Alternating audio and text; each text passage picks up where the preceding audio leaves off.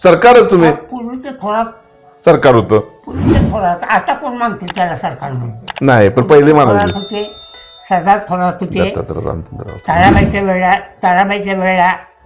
ताराबाईच्या वेळात शाहू महाराज ताराबाई ह्या वेळात ते ताराबाईच्या बाजून लढले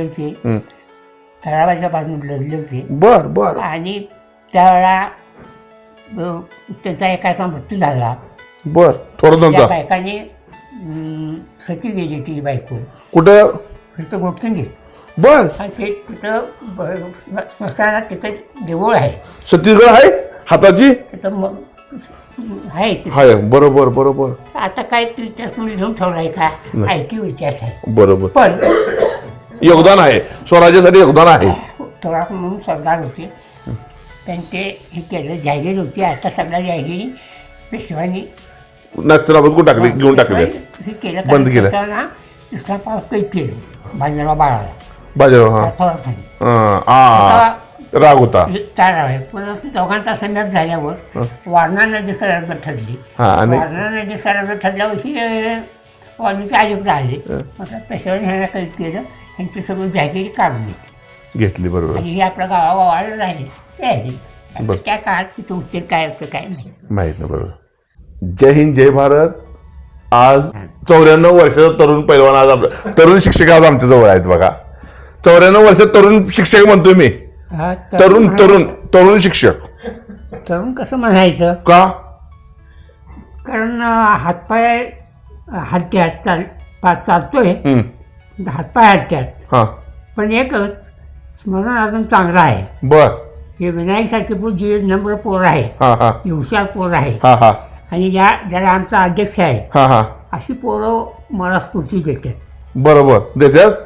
त्यांना बघितलं की मला वाटतं अजून यांच्यासाठी त्याला यांचं काय बघायसाठी जिवंत राहावं अजून वाटतंय असं वाटतंय मग 94 वर्ष वय आहे आता 70 वर्ष झालं की माणसाचा हात हा कापाय सुरू होत्यात ते काय बाकीच्यांचं चर्चा करायचं काही कारण नाही हा मला जे चांगलं दिसतंय ते मी मग सांगतो तुम्ही आता पेपर वाचायला लागलाय तुम्हाला दिसतंय हे पेपर मधलं मी आला तर मी ते परत वाचू म्हणजे तुम्हाला दिसतंय का 94 वर्षाचं हे काय लिहिले सांगा बघूया गेली बॉम्बच्या भाषेतील मुस्सेतीगिरी बॉम्बच्या भाषेतील हे लिहिलं एवढं दिसतोय तुम्हाला ते मोठं आहे हो हा एक बायको सुद्धा वाचू शकतो मी तेच वाचत बसलो बघा 94 वर्ष वय आहे, चष्मा नाही म्हाताऱ्या माणसाला मी तरुण म्हणतोय तुम्ही इंग्लिश विषय शिकवला इंग्लिश शिकवत होता विषय कुठला इंग्लिश शिकवत होतो मग तुम्ही कधीची इंग्लिश इंग्लिश शिकवत होतो किती साली पास झाला सर इंग्लिश तुमचं डिग्री मी 51ला पास झालो 54ला मी PSI म्हणून मी पास झालो PSI PSIची परीक्षा पास झालो होतो. बर बर परंतु वडील पॅरालिसिस आजारी असल्यामुळं हा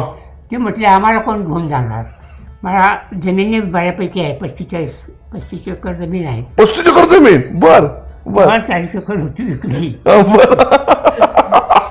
बर 30 एकर जमीन वडील पॅरालिसिस आजारी हा ते म्हटले तू जायचं काही काम नाही हा इथंच राहा बर मग इथं थांबलो इथं थांबल्यावर मग तुम्ही PSI झाला तर फौजदार झाला असता तर पहिले पास झालं ते काय अवघड नव्हतं हो PSI आता अवघड आहे त्या काळात कसला अवघड नव्हतं आमची परीक्षा गेस्ट ऑफिसमध्ये आमची टेस्ट घेतली तुझा जन्म कधीचा जन्मसाल जन्म 1910 ते 1930 10/3/1933 हा बर बर सोपाना मी पहिल्या वर्षी इंटर आर्ट्स पास झालो होतो मग देश स्वतंत्र झाला त्यावेळी तुम्हाला चांगलं कळत होतं तर आता लग्नच 18 वर्ष झालं तर 18 वर्षाचं पुढे लग्न झालं बर बर मग स्वातंत्र्य लग्न झालं म्हणजे देश स्वतंत्र झाला आणि तुम्ही बंधनात अडकलासा हा देश स्वतंत्र झाला हा आणि तुम्ही लग्नात अडकलासा बंधनात अडकलासा हा प्रपंचात अडकून नाही हा की ते घर चालायचंच होय घर चालतच असते बरोबर आणि गावात राहिल्यावर काय शाळा आपली बरोबर चांगली व्हावी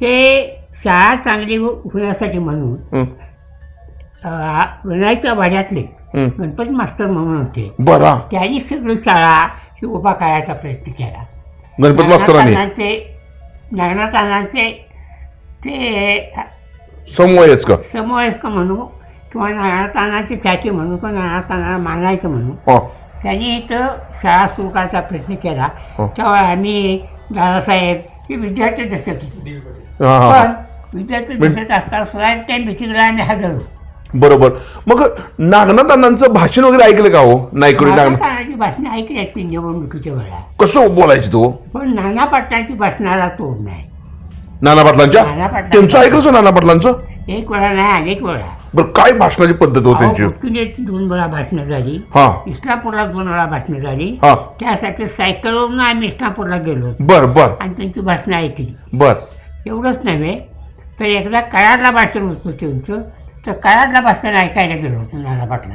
काय चालतंय हे सांगतोय आता तेच सांगतोय. बरोबर मग किती कसं भाषणाची पद्धत हो काय आहे सायकलीचा प्रवास कुस्त्या बघायला सायकलीनं कोल्हापूरला सांगवायला त्यात काय उघड. तुम्ही कोणाची कुस्ती बघितली सर तुमच्या आठवणीतली कुस्ती बघितलं सादिकची बघितली. सादिक पंजाबची भेटली का सादिकची बघितली की गणपती आंदोलकर सादिक पंजाबींची झालेली सादिकची बघितली.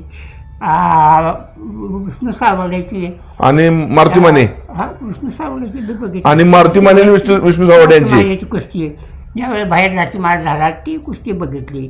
बाहेर लाठी मग तुम्ही कुठं होता मैदानात होता तुम्ही दासाहेब तालमीत खेळत होते कुस्ती खेळत होते. हा हा त्या हा मी तालमीत खेळत होतो हो पण फराव नव्हतो खेळ.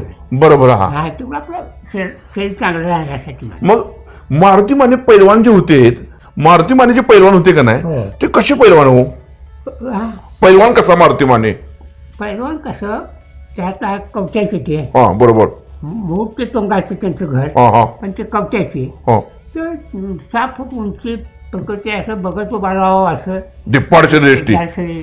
आणि सादिक पंजाबी पैलवान कसे हो हा सादिक पंजाबी आधी पंजाबी आत्ताही चला पहिला त्याला चला महात्मा म्हणाल त्याला पाडलं तुझे एकदा ना. सादिकनी हा पुन्हा महात्मा म्हणाल त्याला आपण नंतर पाडलं बर बर बर असं झालं होतं.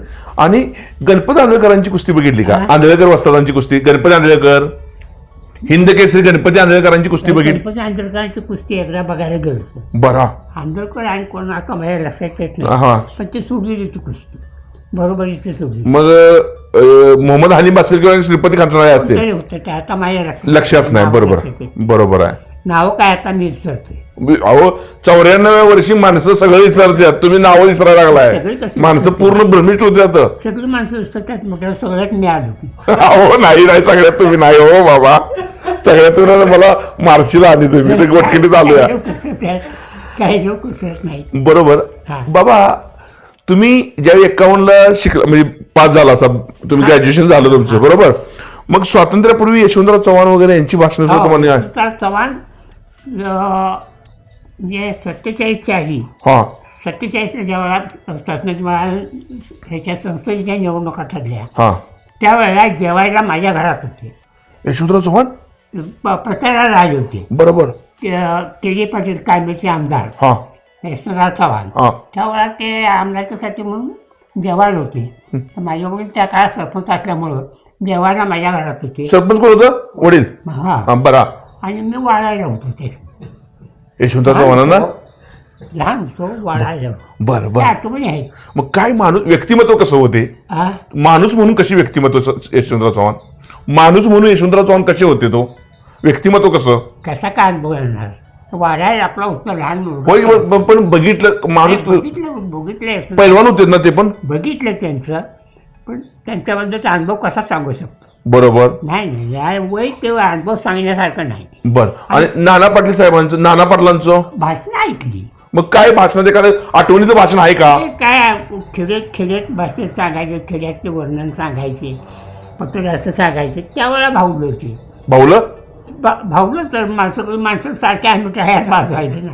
काय होतं शड्डू मारायचे म्हणतात भाषणात ते शड्डू मारायचे ते उभा राहताना शब्दू मारून असं मारून उभा राहत होती. ते काय त्यांची ॲक्शन होती. नाना पाटलांची नाही, मग त्यांची एखादं भाषणाची लकब तुम्हाला आठवणीत आहे का एखादा बोलत्याला शब्द आठवलेला काय आठवत नाही. नाही आठवत नाही नाही, कसं आठवण शकते.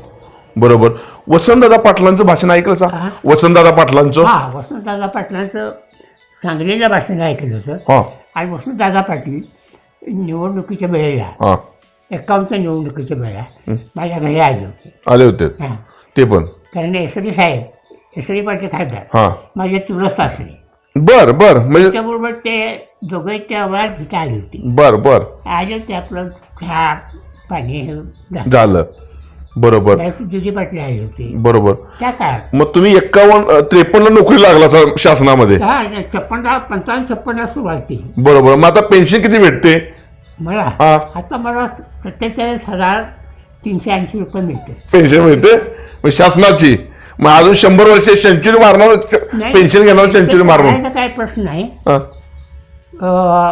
आता काय सांगावं तर पंचायती, न सांगावं तर पंचायती. बर हा. पण सांगा. न काम करता मला आता पैसे मिळते. बरोबर. काही भाग तरी सार्वजनिक कार्याला जावा हा. अशी इच्छा आहे. त्याप्रमाणे काय करतो, पण ते सांगायची इच्छा नाही. नाही, बरोबर आहे, बरोबर आहे. सांगू पण नका. काय भाग असं ना सार्वजनिक कामात जावा. कशाला तरी जाऊ दे, चांगल्या गोष्टीला जाऊ दे. मी बरोबर. याच्या प्रश्न आहे. बरोबर. मग दादासाहेब डी.बी. पाटील साहेबांचे तुमचे मित्र राहिले, बरोबर? हो, दादासाहेब. दादासाहेब तुमचे मित्र डी.बी. पाटील साहेब. हो. आपले दादासाहेब हा, दादासाहेब हो. डी.बी. पाटील साहेब माझ्यापेक्षा 2-3 वर्षांनी लहान. हो. बर. त्यांचं व्यक्तिमत्व कसं होते? व्यक्तिमत्व काय? दादासाहेब हुशार हा हा. पण अत्यंत तापट. तापट. त्याला बर. राग सहन होत नव्हता. मग रागायचं तुम्ही काय करायचं? रागायचं शिव्या वगैरे द्यायची का काय मारायचे? करत नव्हते. कुणी चुकीचं केलं हो. तर आपला तुकडा बघत नव्हते. चुकीचं केलं म्हटल्यावर त्याला शिक्षा झाली पाहिजे म्हणणारा माणूस. एवढं? हा. तेवढा राग शांत झाला. हा. राग शांत झाल्यावर मग सरळ माणूस. असं. आणि निष्कपटी. निष्कपटी. कधी कपट नाही. मी काय कपट नाही. अनेक वेळा त्यांचा आमचा संबंध आलाय. हा. सगळं आले. हा. कित्येक वेळा त्यांचा राग आला. हा. त्यांना हा. त्यांचा राग मी हाताला धरून बसवले. गपासा थांबा म्हणून हा. थांबले. अध्यक्ष म्हणून त्यांनी संस्थेत फार चांगलं काम केलं. बरोबर. आता त्याच्याऐवजी त्यांच्या जागी आता विनायक राव आले. बरोबर आहे. पण दादासाहेब जे काम करायचे त्यांची पद्धत पैलवान होते ना? ते पण पैलवान होते ना? पैलवान म्हणजे आपल्याला चालेल. त्या काळात व्यायाम केलेला. ते खेळायचो. हा. कुस्त्या होतं. तू व्हॉलीबॉल हे आमचं खेळायचं ना. तुम्ही खेळल्यामुळं 94 वर्षापर्यंत तुम्ही वय गाठलं सा. हा. हे खेळल्यामुळे झालं हे म्हणणं योग्य आहे का? कशामुळे झालं ते परमेश्वराला माहिती. पण मी आपल्याला सांगायला हरकत नाही. खंतीचं काम केले. खरंच म्हणजे शेतातले हराट काढायचं कुदळीनं. बर. 1972 पासून ते 91-92 पर्यंत प्रत्येक वर्षी 5 महिने रोज 2.5 ते 3 तास खणायचं काम करते. तुमच्या शेतात टिकावानं खणाचे हराट काढायचं. बर. हो, त्या काळात जे पीक निघालं, कोरडवाहू जमीन होती. कोरडवाहू पीक निघाले ते खणायला सुरुवात. 4 ते 5 महिने रोज खणायचं. बरोबर. म्हणजे काम केलंय. त्याचा कदाचित परिणाम माझ्या प्रकृतीवर झाला असावा, चांगलं राहिलं असावं. बरोबर. तुम्हाला पहिली जी स्वातंत्र्य सैनिक लोक असायचे, आता तुमचं गोटखिंडी गाव, बरोबर? हा? गोटखिंडी गाव तुमचं, हो. हे स्वातंत्र्य सैनिकांचं गाव. नागनाथांना नायकवडी म्हणा वगैरे ते येणार, त्या मिटिंगा वगैरे त्यांच्या होणार वगैरे, हे यांचं स्वातंत्र्य सैनिकांचं गाव. आम्ही लहान होतो त्यावेळेला. बरोबर. आम्ही कॉलेजला होतो त्यावेळेला. लहान होतो त्यावेळेला काय आम्हाला काय माहिती नाही. मग देश स्वातंत्र्य झाल्यावर तुम्ही झेंडा घेऊन फिरला असतील की देश स्वातंत्र्य झाल्यावर? त्यावेळेला लहान असताना फेरी निघाली की ते फेरीत घुसायचं. हा. काय म्हणतात तर काय म्हणतात जे म्हणत बसायचं. जय म्हणायचं नुसतं. पण तेव्हा पण जय होतं. सगळीच पूर्ण असायची. बरोबर.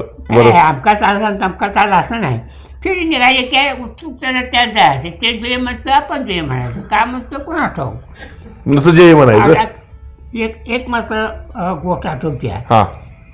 इस्लामपूरला मी 7वीला गेलो होतो. बर. त्या साली मला वाटते. हा. एक बोलावं का नको असं वाटतंय. बोला की हो, काय वाईट काय नाही आहे. मुस्लिमांची एक फेरी निघाली. मुस्लिमांच्या. हा. आणि ते काय घोषणा देत होते तर माझ्या जवळजवळ आम्ही उभा होतो. पाकिस्तान लेके रहेंगे पाकिस्तान. असं घोषणा लेंगे पाकिस्तान लेके रहेंगे. अशा घोषणाची देत इस्लामपूरची फेरी काढली. बर. त्यानंतर पुन्हा काँग्रेसवाल्याची फेरी आली. नंतर नाही मिळेंगे पाकिस्तान नाही मिळेंगे त्यांच्या घोषणा राहिल्या त्या. आपल्या ऐकत जवळजवळ घर तिथं असल्यामुळे आम्ही ऐकत थांबलो. बरोबर. चालायचं लहानपणी ऐकलेल्या घोषणाच्या. जी.डी. बापू लाडांचं भाषण ऐकलं सा? जी.डी. बापू लाड नाही ऐकत. ते नाही ऐकलं. ज्याचं नानांचे नागनाथांचे किस्से वगैरे काय, ट्रेन लुटलेले, रेल्वे लुटलेल्या वगैरे पहिल्या काळात त्यांनी लुटायचे, नाना पाटील की जय म्हणायची. नाही पत्री सरकार होतं तुमच्या भागात? हा? पत्री सरकार, पत्री हो पत्रिक सरकार होते ते. ही पत्री का प्रति सरकार ते? आता पत्रिक सरकार म्हणजे काय करत होते, पाय बांधायचे दोन्ही हा आणि वर काढायचे. हा गावातल्या काही तक्रारी गावातल्या काँग्रेस सभ्यांच्याकडे यायच्या हा आणि मग ज्यांच्याबद्दल तक्रार यायची हा. त्या माणसांनी बोलवून घ्यायचं हा आणि तिची तक्रार खरी झाली असेल हा त्याला ती पाया वर काढायचं हा. आणि पायावर काठीनं मारायचं, काट्याने बडवायचं. त्याला प्रति सरकार त्याला पत्रिक सरकार म्हणायचं. आमच्या गावातल्या 2 लोकांना तक्रार मारल्या होत्या मारले होत्या. अरे बापरे, त्या काळात. त्या काळात. ओके ओके, म्हणजे असला प्रकार होता, हा असा प्रकार होता प्रति सरकाराचा. पत्रिक सरकार होता. बरोबर. पहिली दिवस चांगली का आताचे दिवस चांगले हो? ते पहिले दिवस आणि आताही दिवस त्या काळात ज्या त्या काळात आपण राहतो त्या काळात आपण कसं सुख मिळते त्याच्यावरती अवलंबून राहील. बरोबर. पहिले दिवस चांगले होते म्हणावं तर आत्ताचे वाईट आहे, आत्ताचे चांगले होते म्हणावं तर पहिले वाईट आहे. तसं कसं आपण कसं वागलो, आपल्याला काय मिळालं, आपण लोक कसे वागत होते, आता कसे वागतायत ते ज्याच्या मनावर. बरोबर. मग पहिली वागणूक चांगली का आताची वागणूक चांगली? परिस्थिती बदलतच निघाली आहे ना, बदलत निघाल्या. बदलत निघाली. ते चांगली म्हणालं तर आताचं वाईट म्हणावं लागते ना. आता स्त्रियांना काय हक्क आहे, बरोबर. किती स्त्रियांना हक्क आहेत. पूर्वी नवरा त्या बायकोला मारत होता, बरोबर. तुझं हे वागते चांगलं तिथे त्याचं. आता बाई नवऱ्याला मारायला त्यामुळे आता उलट झालंय. आता झालंय उलट. अनेक बायकांनी खून केल्यात नवऱ्याचा म्हणून एक पेपरमधून येते. येते होय. ती चांगली परिस्थिती म्हणावं का वाईट म्हणावं? वाईट होण्या गड्यांसाठी वाईट. वाईट म्हणायला येत नाही तर आपलं चांगलं चाललं, आपलं चांगलं चाललं. बरोबर बरोबर. त्यामुळे ते आहे. अच्छा, आता मी शाळेबद्दल बोलतो. तो बोला की शाळेबद्दल बोला. ती शाळा आता चांगली चालली आहे. बरोबर. कॉलेज चांगलं चालावं हा. म्हणून आमच्या अध्यक्षानं विनायक पाटलांनी पदरमोड केली आहे आणि वर्गणी गोळा करून कॉलेज चांगलं चालावं या दृष्टीनं आठवड्याला सारखं. तुम्ही मुख्याध्यापक राहिला किती वर्ष? हा? मुख्याध्यापक होता कुठकेली शाळेचा? हो गोष्टीचा मी मग मुख्याध्यापक होतो. किती वर्ष? 5-7 वर्ष होतो मुख्याध्यापक. कसं होतं,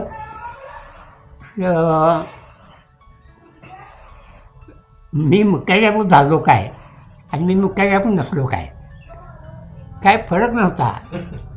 काय हा. फरक नव्हता. जे माझे विद्यार्थी आहेत त्यांना माहिती आहे. मुख्याध्यापक वगैरे काय त्यात काय आम्हाला वाटत नाही. आम्ही 2 वर्ष वाटून घेतली होती मुख्याध्यापकची. बर. पंच सर 2 वर्ष, मी 2 वर्ष, भोटे सर 2 वर्ष. मी माझं मुख्याध्यापक भोटे सरना दिले तुम्ही करा म्हणून, पंतांना दिले तुम्ही करा म्हणून. मला नको. मग तुम्ही शिक्षक म्हणून कधी झाडू मारला का शाळेत? शाळेत कधी झाडू वगैरे मारला का शिक्षक म्हणून? शाळेत झाडू मारायचं काही काम नव्हतं. होय का? पण घंटा जरा शिपाई नसला आपण उठून घंटा गेले म्हणून काही बघत होतो देत होतो आम्ही. हे मास्तर घंटा देत होते बघा. माणसं बघा म्हणजे बघा कधी आता वाईट वाटून घेतलाय म्हणजे कुठलं काम हलकं मोठं काय नाही. त्याचं काय वाटत नाही. आताही काय वाटत नाही मोठं काम कुठलं. आता बरोबर काय आपण आपल्या वागण्यावर आहे हो. बरोबर आहे बाबा, बरोबर आहे. आणि आता तुम्हाला जे बोलतोय, तुमच्याशी जे बोलतोय त्यातलं वयोमानाप्रमाणे एका दुसरं इकडे झालं होणार की. पण मी दत्ताची प्रतिमा समोर ठेवून बोलते. अरे ते तुमचं बोलणं हे त्यामुळे तुम्ही फार मोठी माणसं आहे हो बाबा. माझं त्यांचं काही चुकलं तर मी तुझे बाबा चुकलं म्हणून एकांतात सांगणार तुझे चुकलंय. होय बरोबर आहे की. मी काही लोकांच्यावर उपकार केले असतील त्यांची यादी मी देणार नाही कधी नाही. पण ज्यांनी माझे अपकार केले त्यांना कधी त्यांना मी क्षमा केली आहे. क्या बात आहे, क्या बात आहे. फार मोठा मेसेज आहे. त्या केली आहेत म्हणजे काय आता एकांतात म्हणून मला पाय घाल्यात तर सांगितलं बरं जावं तिकडं. म्हणजे माझ्या जो उठलेल्या माणसांसुद्धा माझं पाय घाल्यात. बरोबर. बंदूक घेऊन मला माराय उठलेल्या माणसांना सुद्धा माझे पाय धरल्यात. आमचं चुकलं मला आम्ही हे करायचं होतो पण आमचं चुकलं ते मला वाचलं परमेश्वरानं वाचलं तुमचं म्हटलं तुमच्या हातनं झालं नाही परमेश्वर माझ्या पाठीशी आहे म्हणून आहे हा मृत्यू काय कधी येणारच आहे कोणी नाही म्हटलं तर तू काय चुकलाय का देवाने अवतार घेतल्यामध्ये देवांचा मृत्यू कोणचा अवतार घेतला क्या बात आहे मग आम्हाला कुठला चुकणार आहे त्यामुळे काही चिंता नाही बरोबर की आहे ते आता व्यवस्थित आहे पण आता पोरं व्यसनात जायला लागले ह्याच्याबद्दल तुम्ही काय सांगता व्यसन करायला लागले पोरं जास्त दारू बिडी सिगरेट वगैरे वगैरे आता काही झालं आम्ही काही इलाज करू शकत नाही मग काय त्या पोराने कसं वागलं पाहिजे आता काय आहे कुठं कोण जात नाही काय जाते कुणाचं फक्त समाधान एवढंच की माझी तिन्ही मुलं निर्व्यसनी आहेत माझी 5 नातवंडं निर्व्यसनी आहेत आणि सगळी सर्व्हिसला आहेत बरोबर माझ्या एका मुलाला थोडल्या मुलाला MAला सुवर्णपदक मिळालं इंग्लिशमध्ये अरे बापरे आपल्या शिवाजी युनिव्हर्सिटी बर आणि काल परवा माझा पर्सनल आला त्याला एक भाषणाबद्दल सुवर्णपदक मिळालं चाललंय चांगलं आहे की गोल्ड मेडल मिळालं मिळालं मग आता पुढचं कुठली पुढे आहे त्याला भाषणात त्यांनी ठेवलं ते पदक ते मिळालं भाषणाचं पदक ह्याच्यापेक्षा आणि काय सुख पाहिजे क्या बात आणि परमेश्वरानं दिले कुणाकडे हात पसरायचं काय कारण राहिले नाही परमेश्वराचा आशीर्वाद आहे असंच असावं परमेश्वरानं कायम ठेवावं तुमच्यासाठी माणसं मला घ्यायला आली आणि विनायकनं आणली ते अशी पोरं माझ्याकडे यावीची एवढी इच्छा आहे बरोबर आहे बाबा त्यासाठी पोरं बरोबर कोण आला गेला तर मला काय त्याचं काय वाटत नाही पण असली आली पाहिजेत एवढं त्याचं असून तुझं एवढं सगळं असून शेती असून घर सगळं चालवायला असून शेतीत चांगलं लक्ष असून नम्रता आहे त्याच्या स्वभावात नम्रताच महत्वाचं ताटपणा नाही ते महत्वाचं आहे अरे ज्याला काय किसान 4 पैसा आहे टाईट होतो टाईट मान टाईट करतो कॉलर टाईट करतो 8 दिवस म्हणून आली शाळेत तरी एकाला काय कुणाकडे हे आहे असं तसं डोळ्या उठून बघा असं काही नंबर अहो तुमच्या तालमीत तयार झालेली माणसं आहेत ही नाही म्हणजे हे पोराबद्दल चांगलं वाटलं म्हणून सांगितलं बरोबर तुमचं नाव काय म्हणता पूर्ण माझं नाव दत्ताजीराव रामचंद्रराव थोरात म्हणजे सरकारच म्हणायचे तुम्ही सरकारच तुम्ही पूर्वी ते थोरात सरकार होतं पूर्वी ते थोरात आता कोण मानते त्याला सरकार म्हणून नाही पण पहिले म्हणायचे होते सरदार थोरात होते रामचंद्रराव ताराबाईच्या वेळात शाहू महाराज ताराबाई ह्या वेळात ते ताराबाईच्या बाजून लढले होते बर बर आणि त्यावेळा त्याचा एकाचा मृत्यू झाला बर थोडं त्या बायकाने सती गेली ती बायको कुठं तिथं गोठून बर ते तिथं स्मशानात तिथं देऊळ आहे छत्तीसगड आहे हाताची तिथं आहे हाय बरोबर बरोबर आता काय तू इतिहास म्हणून लिहून ठेवलाय का ऐकीव इतिहास आहे बरोबर पण योगदान आहे स्वराज्यासाठी योगदान आहे थोरात म्हणून सरदार होते त्यांचे हे केलं जाहीर होती आता सगळ्या जाहिरी पेशवानी नक्षत्राबाद टाकले घेऊन टाकले हे केलं बंद केलं इस्लामाबाद कैद केलं बाजीराव बाजीराव थोरात राग होता पण दोघांचा संघर्ष झाल्यावर वारणा नदी सरहद्द ठरली वारणा नदी सरहद्द ठरल्यावर्षी वारणीचे आयोजक राहिले म्हटलं पेशवाने ह्यांना कैद केलं ह्यांची सगळी जागिरी काढून घेतली बरोबर आणि हे आपल्या गावागावाला राहिले त्या काळात तिथं उत्तर काय होतं काय माहीत नाही बरोबर आज आदरणीय दत्ताजीराव रामचंद्रराव थोरात जे गुरुजी आहेत 94 वर्ष वय आहे अजून शब्द ऐकलं तर तरुणाला लाजवला असं शब्द आहेत बाबांचं तर आज यांनी चांगल्या पद्धतीने इतिहास सांगितला किंवा आठवणी सांगितल्या आणि सगळ्यात महत्त्वाचं महाराणी ताराबाईंच्या बाजूनं लढलेलं व्यक्तिमत्व यांचं घराणं आहे ही फार मोठी गोष्ट आहे म्हणजे हिंदवी स्वराज्यात सुद्धा यांचं घराण्याचं योगदान आहे अशा गुरुजींच्या जवळ आलो प्रखर व्यक्तिमत्व वयाच्या 94 वर्षी एकदम चांगला संदेश जनतेला दिला त्याबद्दल मी तुमचा आभार मानतो बाबा नमस्कार नमस्कार नमस्कार